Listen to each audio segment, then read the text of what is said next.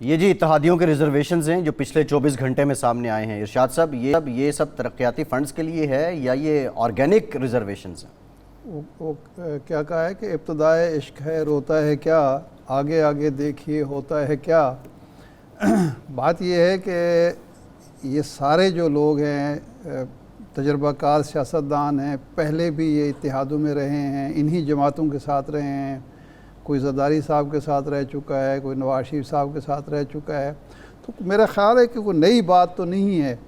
اور یہ بجٹ کا بھی ہو سکتا ہے، لیکن بات یہ ہے کہ اگر یہ اپنی خوشی سے گئے ہوتے تو شاید اپنی خوشی سے یہ الگ بھی ہو جاتے یا الگ ہونے کے بارے میں سوچتے، لیکن چونکہ ایسا معاملہ نظر آتا نہیں ہے، اپنی خوشی نہ آئے نہ اپنی خوشی چلے والا معاملہ ہے، تو اب اسی تنخواہ پہ گزارا کرنا پڑے گا اتحادیوں کو۔ لیکن یہ بے چینی جو ہے یہ بلا سبب بھی نہیں ہے، صرف بجٹ لینے کے لیے نہیں ہو سکتی، یہ کچھ اشارے بھی ہیں۔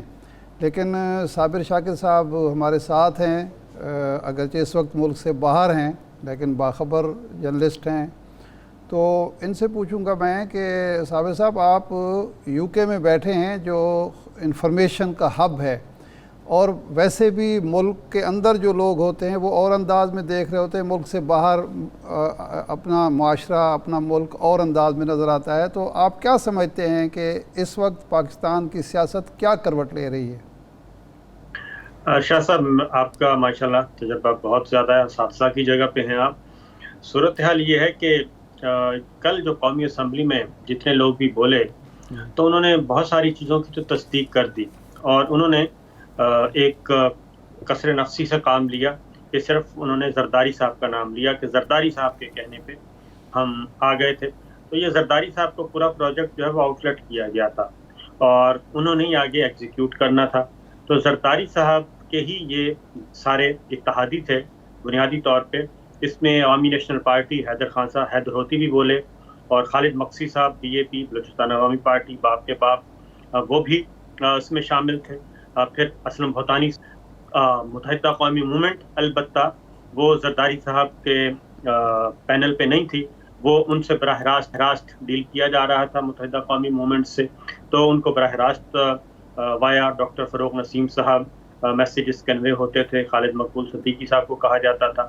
تو اس طریقے سے یہ سارے کا سارا ایک جو نئی کمپنی مارز وجود میں آئی تھی، ان کا خیال تھا کہ یہ بآسانی چل پائے گی، لیکن درمیان میں پتہ چلا کہ یہ مساق معیشت جس کو کہتے تھے کہ یہ مساق معیشت کے ماہرین ہیں، تو ایک عمران خان صاحب کو نکالا ہے، باقی سب کے سب عمران خان کے اتحادی بھی اور پی ڈی ایم بھی اور پیپلز پارٹی اور اس کے اتحادی بھی اس وقت اس حکومتی بیڑے میں موجود ہیں، لیکن اس کے باوجود چیزیں ان کے قابو میں نہیں ہیں، اور یہی وجہ ہے کہ ایک تو زرداری صاحب اور مسلم لیگ نواز یعنی کہ بھٹو خاندان، زرداری خاندان اور شریف خاندان کا جو آپس میں ایک کافی پرانا چلا آ رہا ہے سلسلہ، وہ ابھی تک قدورتیں اور بغض ابھی ختم نہیں ہوا، اور زرداری صاحب آنا چاہتے ہیں پنجاب میں، ان کو آنے نہیں دیا جا رہا، پیپلز پارٹی پنجاب میں وزارتیں نہیں دے رہی ان کو، مسلم لیگ نواز پیپلز پارٹی کو وزارتیں نہیں دے رہی، ایون زرداری صاحب خود حمزہ شہباز سے ملاقات کر چکے، پھر شہباز شریف صاحب کو بھی کنوے کیا جا چکا، تو یہ پروکسیز ہیں انفیکٹ جتنی بھی۔ صابر صاحب قطع کلام معاف، یہ فرمائیں کہ یہ جو معیشت نہیں سنبھل رہی، بیڑا غرق ہو رہا ہے، عام آدمی پس گیا ہے بیچارہ، مہنگائی، یہ بھی یہ نا اتفاقی جو مسلم لیگ نون اور پیپلز پارٹی کے درمیان ہے، یہ وجہ ہے یا کچھ اور عوامل ہیں؟ یہ اشاہ صاحب یہ آئے نہیں تھے، یہ معیشت کو ٹھیک کرنے نہیں آئے، نہ ہی معیشت کی پرائورٹی تھی، ان کی پرائورٹی کیا تھی، وہ کام سارے کے سارے ہو رہے ہیں، مثلاً نیب آرڈیننس تبدیل ہو چکا، اور آپ نے دیکھا کتنی برق رفتاری سے ہوا، پہلے منظور ہوا، پریزیڈنٹ آف پاکستان نے واپس بھیجا، جوائنٹ سیشن بلایا گیا، پھر فوراً کروایا گیا۔ اسی طریقے سے اوورسیز پاکستانیوں کا ووٹ کا حق وہ چھیننا تھا، وہ بہت تیزی سے کام ہو گیا، الیکٹرانک ووٹنگ مشین وہ کام انہوں نے کر دیا، جو چیزیں انہوں نے انڈو کرنی تھیں اپنی فیور کی، اور بیسیکلی بنیادی طور پہ یہ سارے کے سارے وہی بل تھے، خاص طور پہ نیب جو کہ فیٹف کے ساتھ انہوں نے جوڑا تھا، اور اس وقت بھی یہ کوئی بھی 3 بل منظور ہوئے تھے تو وہ بھی جوائنٹ کے ذریعے منظور کروائے گئے تھے. اپوزیشن نے انکار کر دیا تھا اور بھٹو کی پریس کانفرنس موجود ہے, سب کی موجود ہے. تو اس لیے یہ معیشت ٹھیک کرنے نہیں آئے, اور نہ ہی معیشت اب تک کی اطلاع کے مطابق ان کی پریورٹی ہے. اس میں آپ دیکھ لیں کہ وہی آئی ایم ایف تھا, اس کے ساتھ سارا پروگرام چل رہا تھا. اب شوکت ترین صاحب کو بلا کے ان سے مدد مانگی جا رہی ہے. معیشت ان کی پریورٹی نہ تھی نہ ہے, جو کام انہوں نے کرنے تھے وہ کر لیے. اچھا صابر صاحب, یہ جو ساری کہانی ہم نے دیکھی رجیم چینج کی, اس میں عمران خان سے کیا غلطی ہوئی؟ عمران خان سے غلطی نہیں ہوئی, بلکہ ان کے اپنے اندر کا خوف تھا اور کچھ بھی نہیں تھا. اور خرم دستگیر صاحب بڑے کلیئرلی بتا چکے ہیں کہ ان کے اندر کا خوف کیا تھا.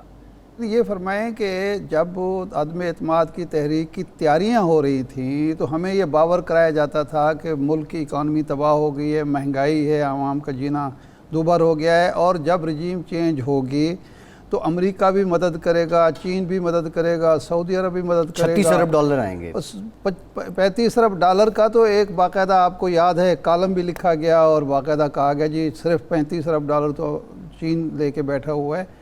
اس کا مطلب ہے کہ عمران خان جو کہتے ہیں کہ جی امریکہ اس کے پیچھے تھا, پھر یہ بات تو نہ ہوئی, آیا تو کچھ بھی نہیں ہے. اس میں ارشاد صاحب بات یہ ہوئی کہ دیکھیں آپ بہتر سمجھتے ہیں کہ امریکہ بھی اس گھوڑے پہ لگاتا ہے جس کے پلے کچھ ہو, کمزور گھوڑے پہ تو وہ نہیں لگاتا. یہ سارا کھیل خراب کیسے ہوا؟ یہ کھیل خراب ہوا ہے, صرف سکرپٹ اس وقت خراب ہوا جب پاکستان کے عوام نکل آئے, اور پاکستان کے عوام نے اس رجیم چینج کو ریجیکٹ کیا, اس آپریشن کو, اور وہ ابھی تک ایکسیپٹ نہیں ہو رہا. اب تک جتنے بھی سروے ہو چکے ہیں, جن کا اعلان کیا گیا ہے وہ بھی, اور جن کا اعلان نہیں کیا گیا وہ بھی, یہ سارے کے سارے سروے بتا رہے ہیں کہ شدید ترین رد عمل ہے اس وقت بھی. جو لاسٹ سروے آیا ہے وہ 67% جو ہیں, 74% فریش الیکشن مانگ رہے ہیں پاکستان کے عوام. تو یہ پاکستان کے عوام نے فرسٹ ٹائم ایسا کیا ہے کہ پاکستان کے عوام نے ایکسیپٹ نہیں کیا. یہ نہ عمران خان صاحب کو پتا تھا, نہ یہ امریکہ کو پتا تھا, نہ یہ لوکل پلیئرز کو پتا تھا, اور نہ ہی میڈیا کو پتا تھا. ایون عمران خان کو بھی نہیں پتا تھا کہ یہ کچھ ہونا ہے, ورنہ وہ تو شاہ محمود قریشی صاحب کو نومینیٹ کر چکے تھے کہ جی پرائم منسٹر کا الیکشن لڑنا ہے. لیکن اس رات جب پبلک باہر آئی تو اس وقت پی ٹی آئی نے سوچا کہ جناب یہ ہم کس طرف جا رہے ہیں, اصل تو عوام کی جو پلس ہے وہ تو یہ ہے. تو اس لیے یہ امریکہ بھی پھر بیک فٹ پہ گیا, اور وجہ یہ ہے کہ 2 ووٹوں سے ارشاد صاحب یہ گورنمنٹ بنی ہے, فیصل بھائی 2 ووٹوں سے گورنمنٹ بنی ہے. اور پنجاب گورنمنٹ آپ دیکھ لیں کہ کتنے سہارے اس وقت اس کے ساتھ کھڑے کیے گئے ہیں کہ ان کی سی ایم شپ کو بچانے کے لیے. وزٹرز گیلری کا سی ایم, اور الیکشن, پنجاب پولیس ایوان میں آ کے الیکشن کروا رہی ہے, ہر چیز تو چیلنج ہوئی ہے. تو یہ سارے کا سارا جو ہائیبرڈ سسٹم کھڑا ہے ایک انتہائی کمزور بنیادوں پہ, تو پوری دنیا بھی تو یہ دیکھ رہی ہے ہمارے ساتھ چائنا نے کیا کیا.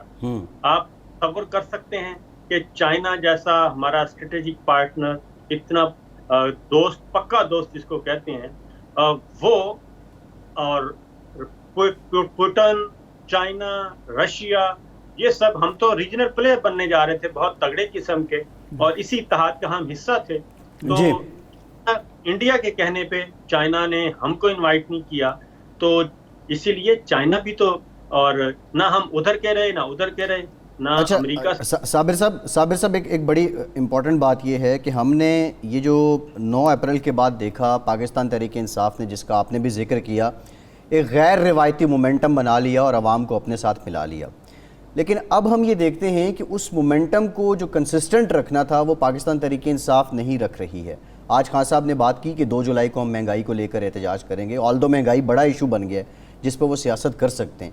یہ جو جزوی خاموشی آ جاتی ہے, یا جزوی آپ کہہ لیں کہ پاکستان تحریک انصاف اپنے آپریشنز کو یا اپنے اس ساری ڈیمونسٹریشن کو روک لیتی ہے, اس کا کیا مراد ہے؟ کیا پس پردہ کوئی معاملات, کوئی مذاکرات, بیک ڈور کچھ چل رہا ہے؟ ڈیفینیٹلی اس میں شاہ صاحب سمجھدار ہمبل لوگ, جو جس کی طرف میں اشارہ کر رہا تھا, ہمبل لوگ موجود ہیں جو اس کچھ چیزیں وہ جانتے بھی ہیں. اس لیے وہ کہتے ہیں کہ پریشر بھی رہے اور پریشر بھی برقرار رکھا جائے, اور یہ پریشر اس حد تک نہ جائے کہ دوسری سائڈ سے کوئی بہت اوور ریئیکشن ہو جائے. اور اوور ریئیکٹ کریں تو یہ سارے کا سارا سسٹم ہی نہ لپیٹا جائے. تو میری جو اطلاع ہے اس میں نہ صرف پاکستان تحریک انصاف کے رابطے ہیں، بات چیت ہے، میسیجنگ ہوتی ہے، لیکن وہ سب کے سب جو ہیں اس وقت آپ کہہ لیں اعجاز الحق صاحب اس طرح کے اس نوعیت کے ہیں. کچھ اور لوگ بھی ہیں جو اس وقت برج کا کام، کیونکہ براہ راست تو بول چال جو ٹاپ لیڈرشپ ان کی تو بول چال ہی بند ہے. وہ تو کہتے ہیں کہ جب تک آپ شیڈول نہیں دیں گے تب تک ہم ایک دوسرے کے ساتھ بیٹھنے کے لیے بھی تیار نہیں ہیں. رانا ثناء اللہ صاحب نے بھی بات کی تھی ایک دفعہ، عمران خان صاحب کو کہا تھا کہ آئیں بیٹھیں انتخابات کی بات کریں. تو وہ جو اصل مسئلہ یہی ہے کہ پریشر اس حد تک نہیں لے کے جانا کہ اوور ریئیکشن آ جائے ادھر سے، اور اوور ریئیکشن میں یہ سارے کا سارا سسٹم نہ لپیٹا جائے. تو آگے بھی بڑھنا ہے، سسٹم بھی بچانا ہے، ڈیموکریسی بھی بچانی ہے. اور نہیں تو کیا آپ سمجھتے ہیں کہ سسٹم کو کوئی خطرہ ہے؟ بالکل سر، یہ تو سسٹم کو بالکل خطرہ ہے. یہ اگر پبلک اس حد تک اویئر نہ ہوتی تو کافی خطرہ موجود تھا. یہ سارا کے سارا کھیل جو خراب ہوا ہے وہ اللہ تعالیٰ کی طرف سے ہوا ہے. میرا خیال ہے کہ یہ جو پبلک سامنے آئی ہے. اچھا یہ فرمائیں کہ آپ برطانیہ میں ہیں، یہاں ایک نیریٹو یہ بھی حکومت کی طرف سے آتا ہے کہ یہ جو مہنگائی ہے، پیٹرول کی ہو یا بجلی کی ہو یا گوشت کی ہو یا سبزی کی ہو، یہ ایک عالمی جو ہے ایک انٹرنیشنل فینامنا ہے. یو کے میں کیا صورتحال ہے؟ وہاں چیزیں واقعی سستی ہیں اور یہاں پاکستان کے عوام واقعی تنگ ہیں مہنگائی کی وجہ سے، اور مہنگائی حکومت کی پیدا کردہ ہے، نااہلی کی وجہ سے ہے. مہنگائی تو پورے ملک میں ہے، لیکن فیول جو ہے وہ سستا ہو رہا ہے. برطانیہ میں سستا ہوا ہے اور امریکہ میں بھی سستا ہوا ہے. امریکہ میں $2 پہ تھا، وہ 1.9 پہ آ چکا ہے. برطانیہ میں بھی £2 پہ تھا، وہ بھی 1.89 پہ آ چکا ہے. یہ اس وقت صورتحال ہے.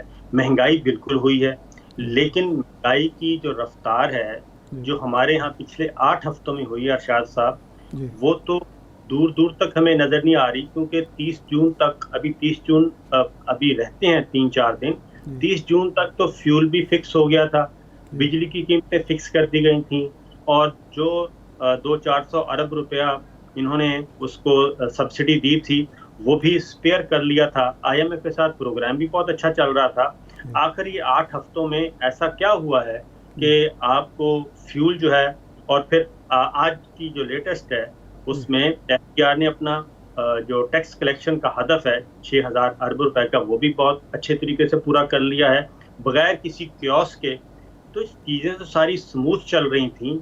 تو یہ سب کچھ جو ہوا ہے، مجھے ان بٹوین کچھ گڑبڑ لگتی ہے کہ کیا ہم IMF کے ساتھ مذاکرات کر بھی رہے ہیں یا نہیں کر رہے. کیونکہ یہ تو آتے ہیں کہ بس آج مذاکرات ہو گئے، کل ہو گئے. تو اس پہ شوکت ترین صاحب نے آج سے کوئی 4-5 ہفتے پہلے کہا تھا کہ اس پہ ابھی کئی ہفتے لگیں گے، اور بات ان کی صحیح ہے کہ آج مفتاح صاحب کا بھی بیان چل رہا تھا کہ جی وہ سٹاف لیول پہ معاہدہ ہو گیا ہے اور 1-2 دن لگیں گے اس کو جو ڈاکومنٹس ہیں پڑھنے میں، اور اس کے بعد انشاءاللہ ہو جائے گا. اس کا مطلب ہے کہ بجٹ کی منظوری کا انتظار ہو رہا ہے. بجٹ منظور ہوگا، بجٹ منظور ہونے کے بعد یہ مذاکرات شروع ہونے ہیں. ارشاد صاحب مذاکرات شروع ہونے ہیں بجٹ منظوری کے بعد. وہ دیکھیں گے پہلے کہ جناب کیا کیا کرتی ہے. اس کی وجہ یہ ہے کہ اس سے پہلے تو وہ بات ہی نہیں کر رہے تھے کہ آپ نے رہنا بھی ہے یا نہیں. یہ سعودی عرب سے بھی، ہمارے مڈل ایسٹ سے بھی یہی، اور چائنا سے بھی یہی اطلاع آئی کہ آپ ان لوگوں نے رہنا بھی ہے یا نہیں رہنا.